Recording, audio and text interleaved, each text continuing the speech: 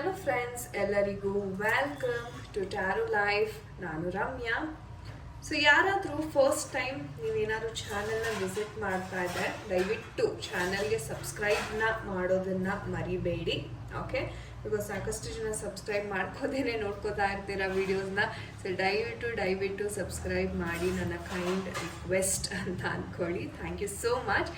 And ಯಾರೆಲ್ಲ positive ಆಗಿ comments ಮಾಡ್ತೀರಾ, ಪಾಸಿಟಿವ್ ಆಗಿ ನನ್ನ ಎಲ್ಲ ಚಾನಲ್ ಎಲ್ಲ ವೀಡಿಯೋಸ್ನ ತುಂಬ ಇಂಟ್ರೆಸ್ಟಿಂಗ್ ಆಗಿ ವೀಕ್ಷಣೆಯನ್ನು ಮಾಡ್ತೀರಾ, ಸುಮಾರು ಜನ ಕಾಂಟ್ಯಾಕ್ಟ್ ಸಹ ಮಾಡ್ತೀರಾ, ಎಷ್ಟೋ ಜನಕ್ಕೆ ಒಳ್ಳೆಯದು ಆಗಿದೆ. ನನಗೆ ನಿಮ್ಮ ಕಮೆಂಟ್ಸ್ ಆಗಿರ್ಬೋದು ಅಥವಾ ನಿಮ್ಮ ಒಂದು ಫೀಡ್ಬ್ಯಾಕ್ ನಾನು ಏನು ತೊಗೋತೀನಿ ಅದನ್ನು ನೋಡಿದಾಗ ಬಹಳ ಖುಷಿ ಆಗುತ್ತೆ ಅಂತ ಹೇಳ್ಬೋದು. ಸೊ ನಿಮ್ಮ ಸಪೋರ್ಟ್, ಆ ದೇವರ ಒಂದು ಆಶೀರ್ವಾದ ಸದಾ ಇರಲಿ, ಎಲ್ಲವೂ ಒಳ್ಳೆಯದಾಗಲಿ, ಇನ್ನಷ್ಟು 4 ಜನಕ್ಕೆ ಒಳ್ಳೆಯದನ್ನು ಮಾಡೋಣ ಅಂತ ಹೇಳ್ತಾ, ಸೊ ಬನ್ನಿ ಗೈಸ್, ಇವತ್ತಿನ ರೀಡಿಂಗನ್ನು ಶುರು ಮಾಡೋಣ. ಸೊ ಇವತ್ತಿನ ಒಂದು ರೀಡಿಂಗ್ ಬಂದು ನಿಮ್ಮ ವ್ಯಕ್ತಿಯ ಕರೆಂಟ್ ಮೂಡ್ ಯಾವ ಥರ ಇದೆ. ಓಕೆ, ಸೊ ಅವರು ನೀವೆಷ್ಟು ಚಿಂತೆ ಮಾಡ್ತೀರಾ ನಿಮ್ಮ ಒಂದು ಪರ್ಸನ್ ಬಗ್ಗೆ, ಅದೇ ಥರ ಅವರು ಸಹ ನಿಮ್ಮ ಬಗ್ಗೆ ಆಲೋಚನೆಯನ್ನು ಮಾಡ್ತಾರಾ, ಅಥವಾ ಯಾವ ರೀತಿಯ ಒಂದು ಭಾವನೆಯನ್ನು ಹೊಂದಿದ್ದಾರೆ ನಿಮ್ಮ ಒಂದು ಪರವಾಗಿ ಅನ್ನೋದನ್ನು ಇವತ್ತಿನ ರೀಡಿಂಗ್ ಮುಖಾಂತರ ನಾವು ನೋಡೋಣ. ಸೊ ಎಲ್ಲರೂ ಕನೆಕ್ಟ್ ಆಗಿ ಟ್ಯಾರೋಗೆ ರೀಡಿಂಗನ್ನು ಶುರು ಮಾಡೋಣ ಬನ್ನಿ. ಸೊ ನಿಮ್ಮ ಪರ್ಸನ್ ಯಾರಿದ್ದಾರೆ ಅವರ ಒಂದು ಹೆಸರು ಮತ್ತು ಡೇಟ್ ಆಫ್ ಬರ್ತ್ನ ನೀವು ಮೈಂಡಲ್ಲೇ ಚಾಂಟ್ ಮಾಡ್ಕೊಳ್ಳಿ, ಅದನ್ನು ವಿಜುವಲೈಸ್ ಮಾಡ್ಕೊಳ್ಳಿ.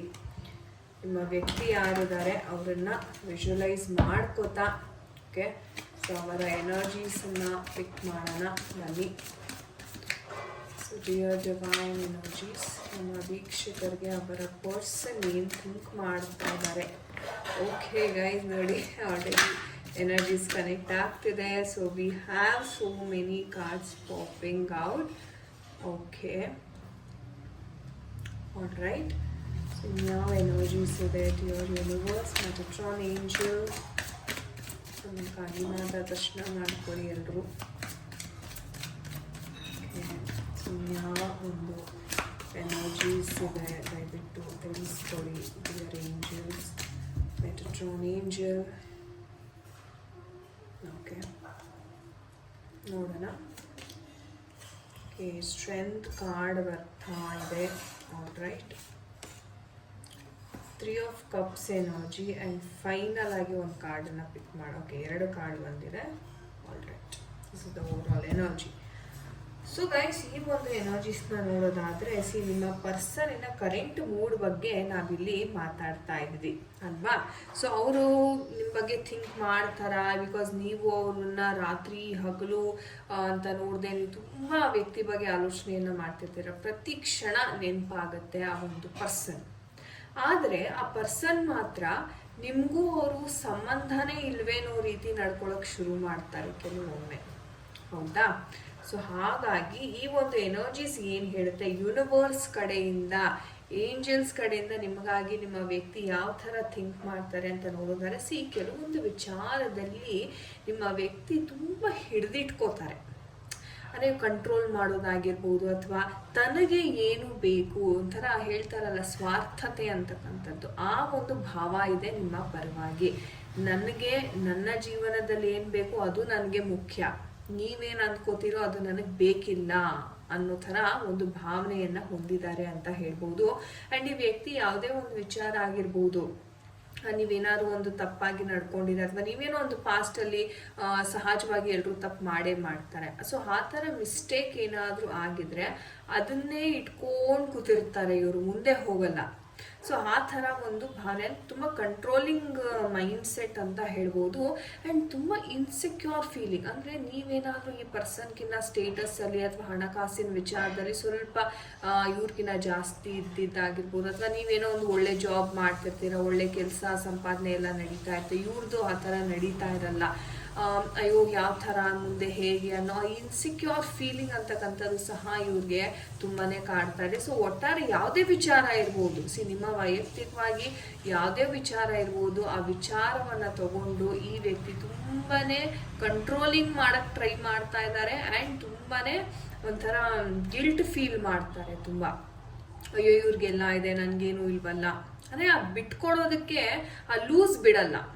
ಓಕೆ, ಯಾವ್ದಾದ್ರು ಒಂದು ಎಮೋಷನ್ಸ್ನ ಇಟ್ಕೊಂಡ್ಬಿಟ್ರೆ ಅದನ್ನೇ ಇಟ್ಕೊಂಡು ಕುತ್ಕೊಂಡ್ಬಿಡ್ತಾರೆ. ಸೊ ಆ ಥರ ಒಂದು ಇನ್ಸಿಕ್ಯೂರ್ ಫೀಲಿಂಗ್, ಕಂಟ್ರೋಲಿಂಗ್ ಇಶ್ಯೂಸ್ ಜಾಸ್ತಿ ಇದೆ ಈ ಒಂದು ರಿಲೇಶನ್ಶಿಪ್ಪಲ್ಲಿ ಅಂತ ಹೇಳ್ಬೋದು.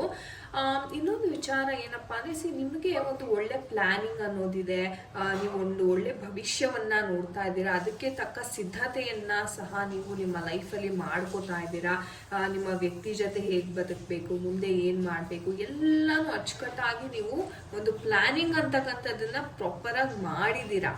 ಆದರೆ ನಿಮ್ಮ ಪರ್ಸನ್ ಇಲ್ಲಿ ಏನು ಮಾಡ್ತಾ ಇದ್ದಾರೆ, ನಿಮಗೆ ಬೇಕಾದಾಗ್ಲೇನೆ ಅವರು ನಿಮಗೆ ಸಿಗಲ್ಲ. ಇವಾಗ ನಿಮ್ಗೆ ಏನೋ ಒಂದು ಅರ್ಜೆಂಟ್ ವಿಚಾರ ಹಂಚ್ಕೊಳ್ಳೋದಿರುತ್ತೆ, ಅಥವಾ ಏನೋ ಒಂದು ವಿಚಾರ ಹೇಳ್ಕೋಬೇಕಪ್ಪ, ನನ್ನ ಎಮೋಷನ್ಸ್ನ ನಾನು ಶೇರ್ ಮಾಡ್ಕೋಬೇಕು ಅಂತ ಇದ್ದಾಗಲೇ ಈ ವ್ಯಕ್ತಿ ಸಿಗಲ್ಲ. ಕಾಲ್ ಮಾಡ್ತೀರಾ, ಮೆಸೇಜ್ ಮಾಡ್ತೀರಾ, ಅರ್ಜೆಂಟಾಗಿ ಮಾತಾಡಬೇಕು ಅಂತೀರಾ, ಆದ್ರೂ ಆ ವ್ಯಕ್ತಿ ನಿಮಗೆ ಸಿಗ್ತಾ ಇರಲ್ಲ. ಸೊ ಈ ಥರ ಒಂದು ಡಿಫ್ರೆನ್ಸಸ್ಸನ್ನು ನಾವಿಲ್ಲಿ ಕಾಣ್ಬೋದಾಗಿದೆ. ಅಂದರೆ ನಿಮಗೆ ಯಾವಾಗ ಬೇಕಾಗಿದೆ, ಅತ್ಯಗತ್ಯವಾಗಿ ಆ ವ್ಯಕ್ತಿ ಜೊತೆ ಏನೋ ಒಂದು ಇಂಪಾರ್ಟೆಂಟ್ ವಿಚಾರ ಹೇಳ್ಕೋಬೇಕು, ಆವಾಗ ಇವ್ರು ಸಿಗಲ್ಲ. ಇಲ್ಲ ನಾನೇನೋ ಬ್ಯುಸಿ ಇದ್ದೀನಿ, ಅಥವಾ ಆಮೇಲೆ ಮಾಡ್ತೀನಿ ಅಂತ ಈ ಥರ ಏನೋ ಒಂದು ವಿಚಾರ ಹೇಳಿಬಿಟ್ಟು ನಿಮ್ಮನ್ನು ಅವಾಯ್ಡ್ ಮಾಡಿಬಿಡೋದು ಜಾಸ್ತಿ. ಸೊ ಒಂಥರ ಡಿಪ್ರೆಷನ್ ಫೀಲ್ ಆಗ್ತಾರೆ ನಿಮ್ಮ ಜೊತೆ ಈ ವ್ಯಕ್ತಿ. ನೀವು ನೋಡಬಹುದು, ತುಂಬಾನೇ ಒಂಥರ ಡಿಪ್ರೆಷನ್ ಕಾರ್ಡ್ ಬಂದಿದೆ.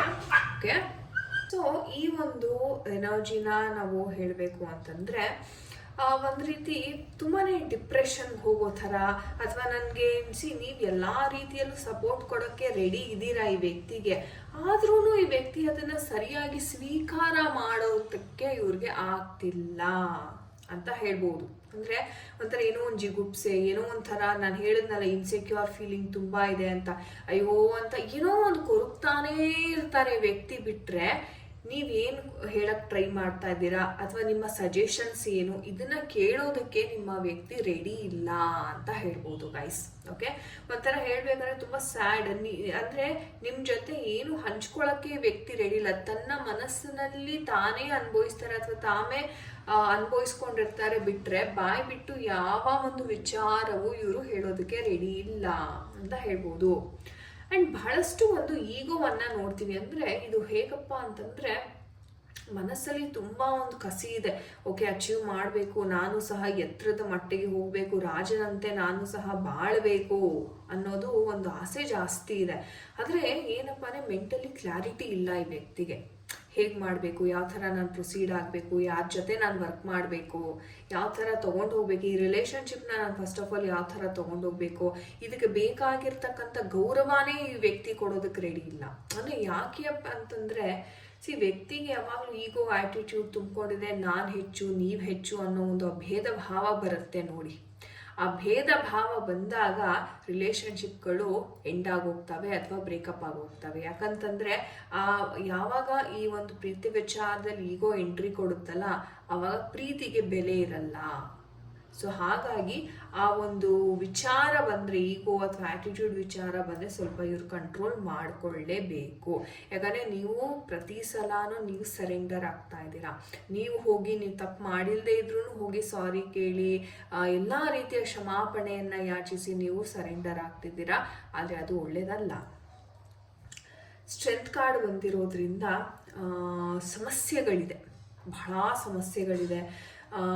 ಅಂದರೆ ಈ ವ್ಯಕ್ತಿಯಿಂದ ಅಲ್ಲದೇನೆ ಈ ವ್ಯಕ್ತಿನ ಬಿಟ್ಟು ಒಂದು ಮೂರನೇ ವ್ಯಕ್ತಿಯಿಂದನೂ ನಿಮಗೆ ಸಮಸ್ಯೆ ಇದೆ. ಅಥವಾ ಅವ್ರ ಫ್ಯಾಮಿಲಿ ಆಗಿರ್ಬೋದು, ಚಿಕ್ಕಮ್ಮ ಚಿಕ್ಕಪ್ಪ ದೊಡ್ಡಪ್ಪ, ಅಥವಾ ಇವರ ಒಂದು ಅಕ್ಕ ತಂಗಿ, ಈ ಥರ ಸಿಬ್ಲಿಂಗ್ಸ್ ಯಾರು ಇರ್ತಾರಲ್ಲ ಅವರ ಆ್ಯಂಡ್ ಇವರ ಒಂದು ತಂದೆ ಅಥವಾ ತಂದೆ ಸ್ಥಾನದಲ್ಲಿ ಇರುವಂತಹ ಒಂದು ವ್ಯಕ್ತಿಯಿಂದ ಸಹ ನಿಮಗೆ ತುಂಬ ಅಡಚಣೆ ಬರ್ತಕ್ಕಂಥ ಒಂದು ಸನ್ನಿವೇಶ. ಅಂದರೆ ಅಷ್ಟು ಈಸಿಯಾಗಿ ನಿಮ್ಮ ಪ್ರೀತಿಯಾಗಲಿ ಅಥವಾ ಒಂದು ಮದುವೆಗಾಗಿ ಅಪ್ರೂವಲ್ ಕೊಡದೇ ಇರ್ತಕ್ಕಂಥ ಸನ್ನಿವೇಶಗಳನ್ನು ತುಂಬಾ ಎದುರಿಸ್ಬೇಕಾಗತ್ತೆ. ನಾನು ಹೇಳ್ದಂಗೆ ಥರ್ಡ್ ಪಾರ್ಟಿ ಎನರ್ಜೀಸ್ ಇನ್ಫ್ಲೂಯೆನ್ಸ್ ಮಾಡೋದು ಕೂಡ ಜಾಸ್ತಿ ಇದೆ ಇವ್ರ ಲೈಫಲ್ಲಿ. ಯಾಕೆ ನೀನು ಯಾಕೆ ಇದೇ ಥರ ಮಾಡಬೇಕು, ಬಿಟ್ಬಿಡು, ಬೇರೆದು ನೋಡು, ಇನ್ನೂ ಚೆನ್ನಾಗಿ ಬದುಕ್ಬೋದು ನೀವು. ಸೊ ಈ ಥರ ನೆಗೆಟಿವ್ ಆಗಿ ಇನ್ಫ್ಲೂಯೆನ್ಸ್ ಮಾಡುವಂತಹ ವ್ಯಕ್ತಿಗಳೇ ಜಾಸ್ತಿ. ಸೊ ಈ ಥರ ವ್ಯಕ್ತಿಗಳು ಜಾಸ್ತಿ ಇರೋದ್ರಿಂದಾನೇ ನಿಮ್ಮ ಸಂಬಂಧ ಅಷ್ಟು ಸ್ಟ್ರಾಂಗ್ ಆಗಿ ನಿಲ್ತಾ ಇಲ್ಲ. ಇದನ್ನು ನಾವು ಗಮನಿಸ್ಬೇಕಾಗತ್ತೆ. ಸನ್ ಎನರ್ಜಿ ಬಂದಿದೆ. ಸೊ ಒಂದು ರೀತಿ ಹೇಳೋದಾದರೆ, ನಾನು ಹೇಳಿದೆ ಈಗೋ ಸಿಕ್ಕಾಪಟ್ಟೆ ಇದೆ ಅಂತ ಅಂದ್ಬಿಟ್ಟು. ಅಗೇನ್ ಈ 3 ಕಾರ್ಡ್ಸ್ ಅದನ್ನೇ ಹೇಳುತ್ತೆ. ತುಂಬ ಈಗೋ ಆ್ಯಟಿಟ್ಯೂಡ್ ಇರೋದ್ರಿಂದ ನಾನೇ ಗೆಲ್ಲಬೇಕು, ಪ್ರತಿ ಸಲನೂ ನಂದೇ ನಡಿಬೇಕು ಅನ್ನೋ ಒಂದು ಅಹಂ ಇದ್ದಾಗ ಏನಾಗುತ್ತೆ, ಆ ಖುಷಿ ಅನ್ನೋದು, ಆ ಹ್ಯಾಪಿನೆಸ್ ಅಂತಕ್ಕಂಥದ್ದು ಸಿಗಲ್ಲ ಲೈಫಲ್ಲಿ. ಯಾವಾಗ ನಾವೆಲ್ಲವನ್ನು ತ್ಯಜಿಸಿ ಓಕೆಪಾ ಇವ್ರು ನಮ್ಮವರು, ಅವ್ರಿಗೆ ಸ್ವಲ್ಪ ಬೆಂಡ್ ಆಗಬಹುದು, ಪ್ರೀತಿಗಾಗಿ ಸರೆಂಡರ್ ಆಗೋದ್ರಲ್ಲಿ ಯಾವ ತಪ್ಪು ಇಲ್ಲ ಅನ್ನೋ ಭಾವನೆ ಬರುತ್ತೆ ನೋಡಿ, ಅವಾಗ ನಿಜವಾದ ಒಂದು ಪ್ರೀತಿ, ಒಂದು ನಿಜವಾದ ಗೆಲುವು ಅಂತಕ್ಕಂಥದ್ದು ಸಿಗೋದಕ್ಕೆ ಸಾಧ್ಯ. ನೋಡೋಣ ನಮ್ಮ ಏಂಜಲ್ಸ್ ಏನು ಹೇಳ್ತಾರೆ, ಯಾವ ಒಂದು ಗೈಡೆನ್ಸ್ ಕೊಡೋಕ್ಕೆ ಇಷ್ಟಪಡ್ತಾರೆ ಏಂಜಲ್ಸ್. ಮೆಟಟ್ರಾನ್ ಏಂಜಲ್ ನಮ್ಮ ವ್ಯೂವರ್ಸ್ಗೆ ಯಾವ ಒಂದು ಗೈಡೆನ್ಸನ್ನು ಕೊಡ್ತೀರಾ ದಯವಿಟ್ಟು ತಿಳಿಸ್ಕೊಡಿ.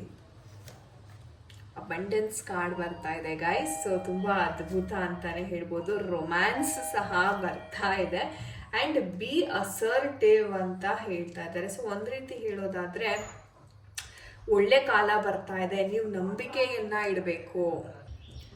ಸೊ ಖಂಡಿತ ಫ್ಯೂಚರಲ್ಲಿ ನಿಮಗೆ ರೊಮ್ಯಾನ್ಸ್ ಅಂತಕ್ಕಂಥದ್ದು ಬರ್ತಾ ಇದೆ, ಆದರೆ ನಂಬಿಕೆಯನ್ನು ಕಳ್ಕೋಬೇಡಿ. Okay, so be assertive.